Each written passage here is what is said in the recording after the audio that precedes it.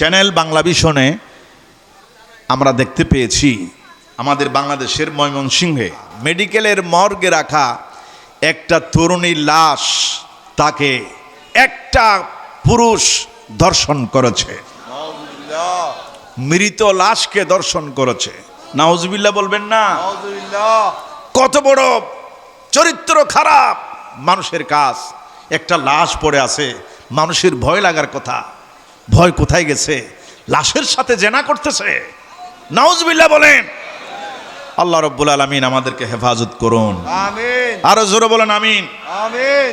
এবং সাতক্ষীরায়, বাংলাদেশের সাতক্ষীরায় 5 দিনের একটা সন্তানকে, কন্যা সন্তানকে মা বাবা দুইজনে মিলে খালের মধ্যে ফেলে দিয়েছে। কেন? বলছে এটা আমার তৃতীয় সন্তান। প্রথম সন্তান কন্যা হয়েছে, মেয়ে হয়েছে, দ্বিতীয় সন্তানও মেয়ে হয়েছে, তৃতীয় সন্তানও মেয়ে হয়েছে। এই জন্য মা বাবা মিলে সন্তানকে বলি দিয়েছে, সন্তানকে খালে ফেলে মেরে ফেলেছে। নাউজুবিল্লাহ, জোরে বলেন নাউজুবিল্লাহ। এটা কিয়ামতের একটা আলামত। আইয়ামে জাহেলিয়ায় যেগুলো ছিল এখন সেইগুলো এখন দেখা যাচ্ছে। আল্লাহ রাব্বুল আলামিন আমাদেরকে হেফাজত করুন, সকল বলেন আমিন।